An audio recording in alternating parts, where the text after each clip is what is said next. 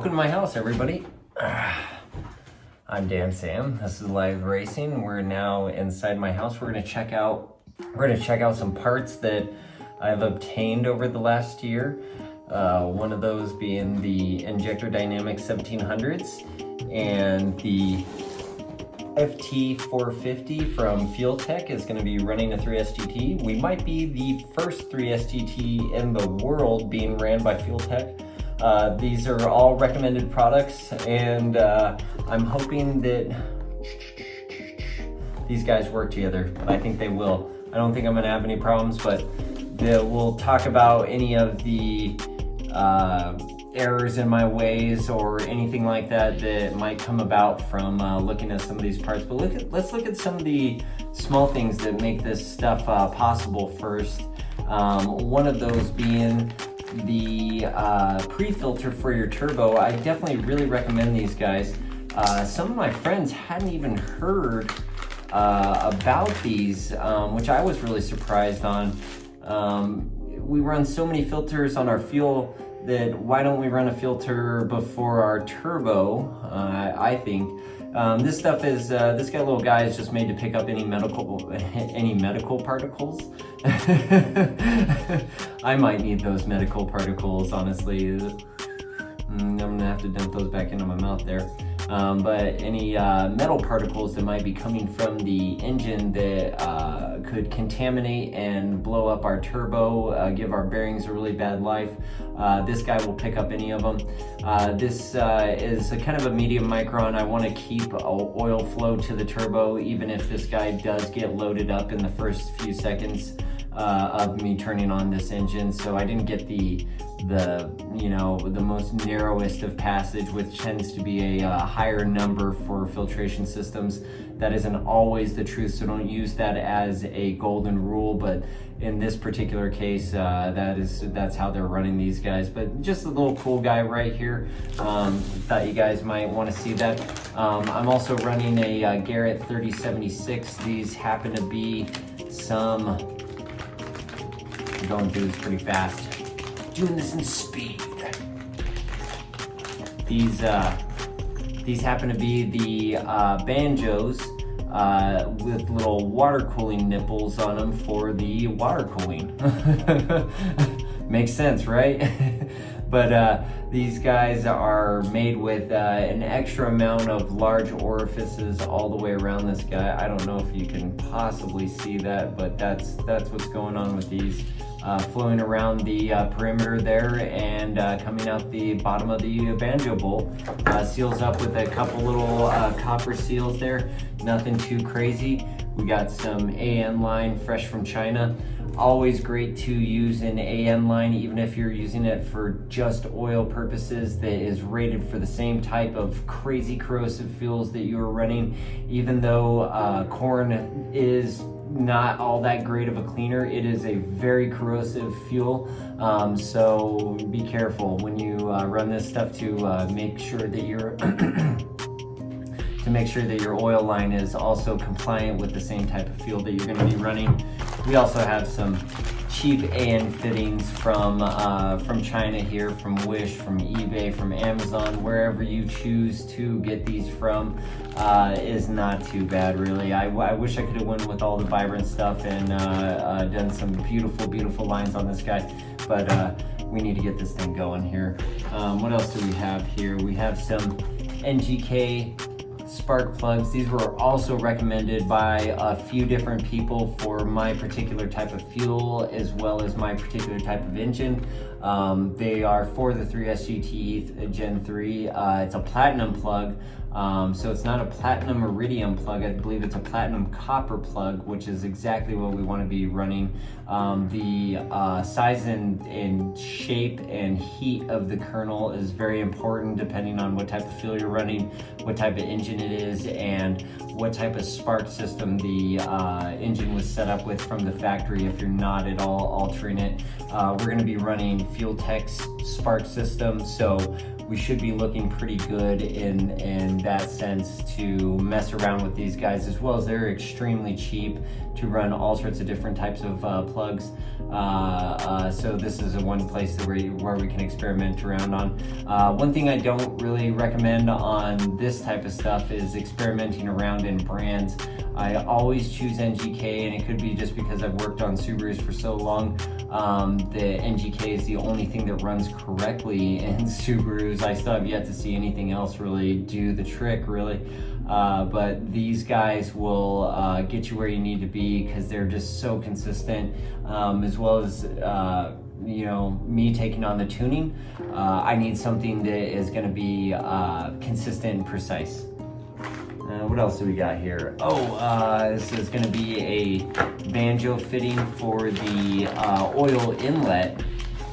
Another kind of important pro tip here is if you are running a dual ball bearing or a ball bearing turbo there instead of a journal bearing, you're going to need a actual metered banjo guide here that has a specific size orifice in it, and I'm talking at the very tip here. The ball bearing turbos, they require a certain amount of oil, which is very little, almost it's like a fine mist really, whereas journal bearings, they're going to take all the oil.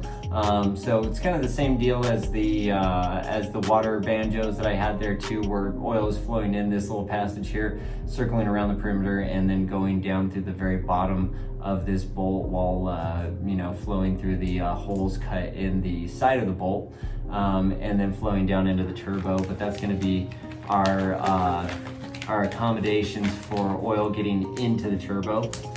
What else do we have here? Oh, this guy is also very cool.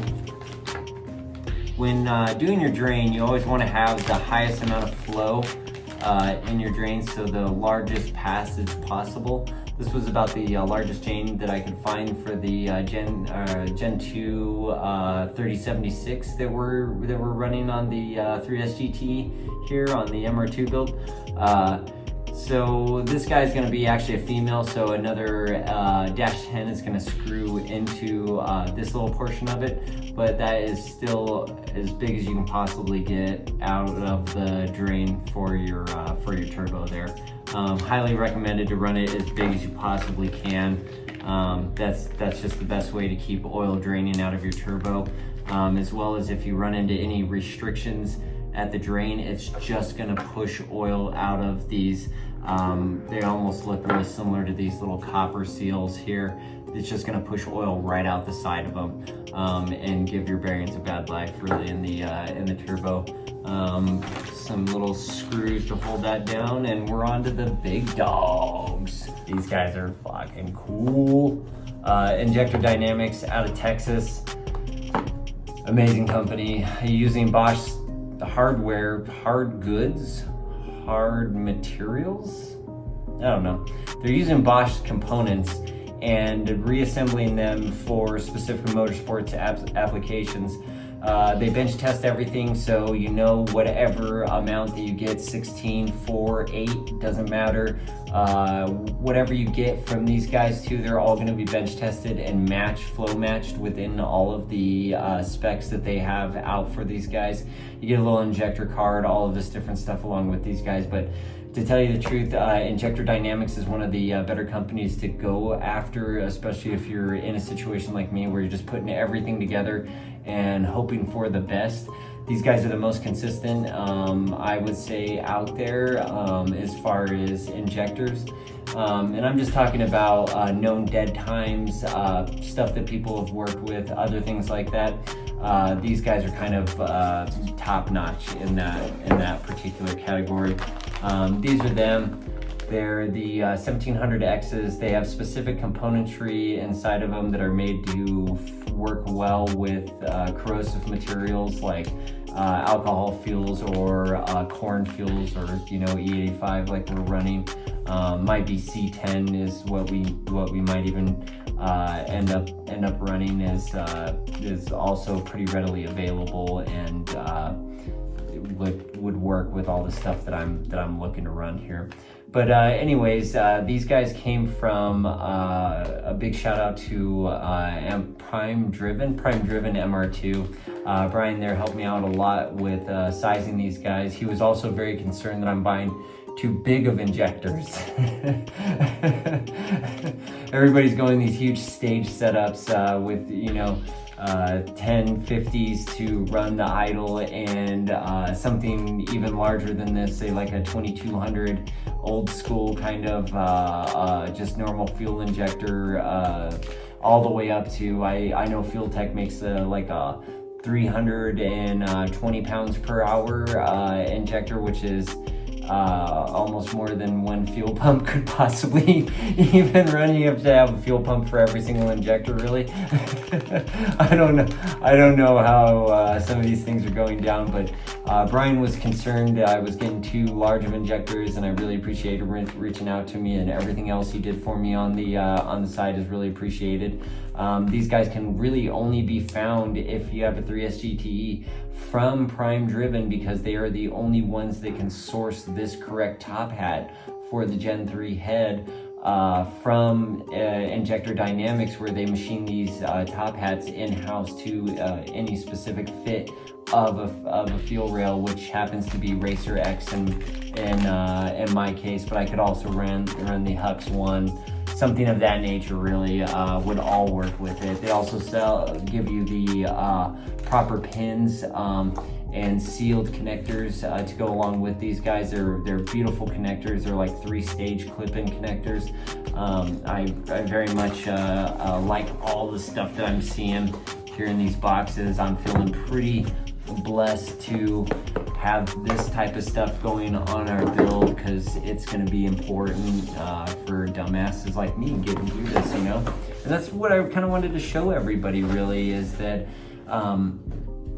it doesn't matter who you are, you know, these things can be learned, really. I'm not doing anything that anybody else has ever not done, with the exception of a few little tweaks here and there that make me feel kind of special. I'm sure you'll find something along the way. It's almost artistic in that nature.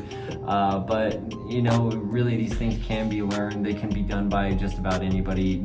I know the saying is, if I can do it, you can do it. But really, if I can do it, you guys really can do this stuff. It's really just a little bit of time, effort. The money sucks. I'm not gonna lie to you. There's no more expensive hobby for your average Joe than this. I mean, it may be firearms, that type of thing, might be ranking up there with how much it costs to play, because this isn't even extraordinary stuff, and everything that I've gone over here on the table is probably about $3,000 worth of stuff. Which, once again, that doesn't seem like a whole lot to a lot of you other guys, but man, it takes a while and conniving and doing all sorts of crazy stuff to procure the money for car parts while trying to maintain a channel and keep it all going. And I'm not trying to rain on anybody's parade here too, but I'm saying that literally, if I can do all of this stuff, anybody else can, and that also means for the finances really too. But this is where we're at. FT450, baby. This thing might be the first 450 to run a 3S GT. We'll find out, really. Didn't bring in the owner's manual, so I don't know how much I'm gonna really tell you about this. It's a computer, so it's based in a lot of technical specs, really. But this is the entire ECU. There is no separate ECU running anything else. Everything is plugged right into the data pack, or what we would call the race pack, or the digital display, and a lot of other situations, really. But it's an all-in-one kind of concealed unit. This guy was it was under $1,000 too. I think it was like $999 or something like that, which is probably a lot cheaper than that. You guys are probably laughing at me right now because I got ripped off for like $200 and something too. But it was important to me to get some of these components before these components were just vanished and gone because of EPA shit or something like that. So This little guy, I believe it's a 52 pin connector, so it has a lot of inputs, a lot of outputs, as well as it has a vacuum sensor right on the very back of this guy that you can use as a map sensor, or you can also use as a boost controller with an in-house kind of boost controller really there. I don't think we're going to be using it for any of those real things, just because I hate running vacuum lines out to far off sources that are just going to get all sorts of weird static bounce because of the pulsation of the air.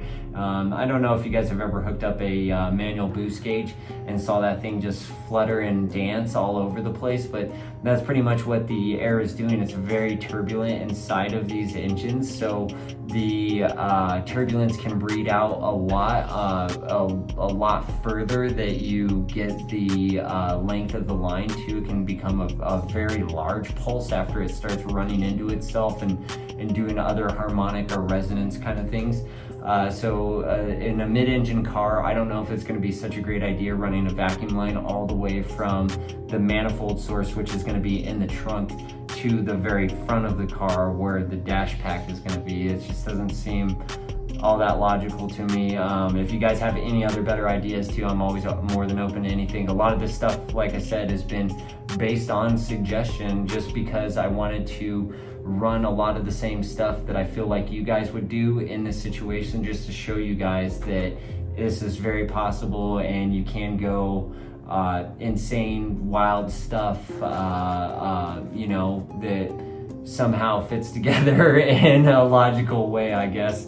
I don't know what else to say about the 450 here. It has a possibility for analog as well, so if you're thinking about running wasted spark or still running a distributor, maybe even a separate igniter for your coils, this would be a great one for you. In our case, thank God, Fuel Tech makes a number of sensors and a smart coil as well as a dumb coil made for a driver as well.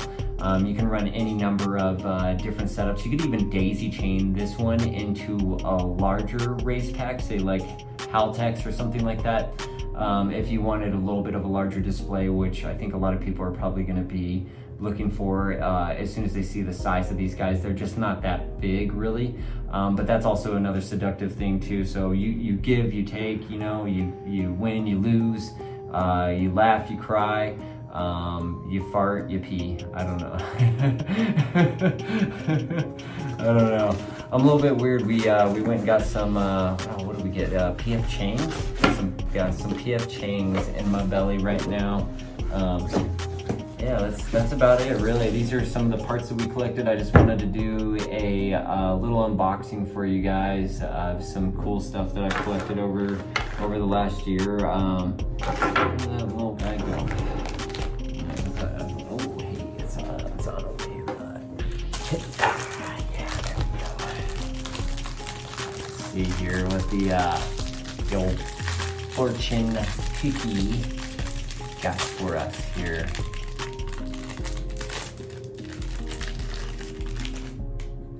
They always say you have to eat the cookie completely before you read the fortune, or else it won't come true. But I find most of these fortunes to be inspirational at best these days, and not fortunes at all. So I think I'm gonna forego the tradition there and just read you guys the fortune here. What do you think? I think that's a good idea. All right. Let's see here. Your attention to detail will lead to an important discovery. And I think that was just more seam sealer in those cracks there. I think that was our main attention to detail today. Well, that was anticlimactic. My name's Dan Sam. If you guys could share this stuff, you know, especially if you like it, you know, if you don't, you know, because I wouldn't. But, you know, if you like it, you know, like it, I guess. And if you share it. And if you subscribe, that'd be awesome too. There's been a lot more subscribers here. I think I've seen myself go up by a large number for me. You know, there's maybe about like 10 more people starting to watch this show, which sounds hilariously bad, but I'm honestly, I'm thrilled for it. The more people, the merrier, really. I kind of like it being a small little community of us right now too. So if some of you guys do need help or need any special attention, I can actually give it, really. That's what I'm really good at. That's what I do for a living. So always more than happy to help. But, you know, and if you guys do share it, I know this is beating a dead horse. The horse is getting dead at this point.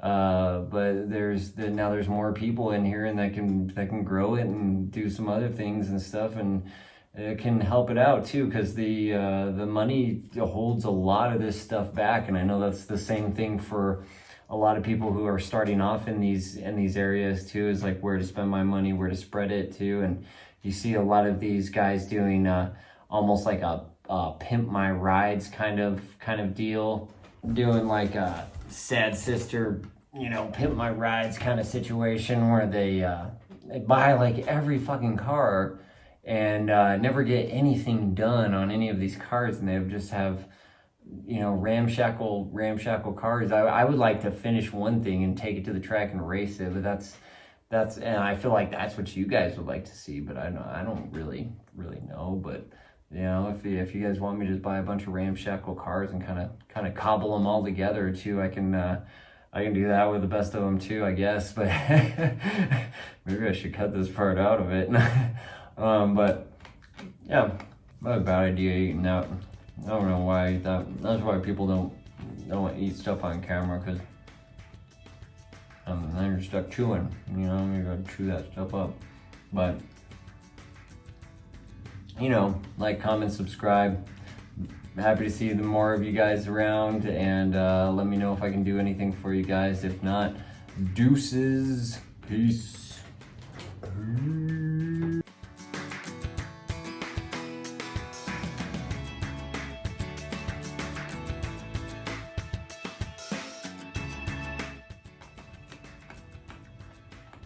The big dog. Big dog.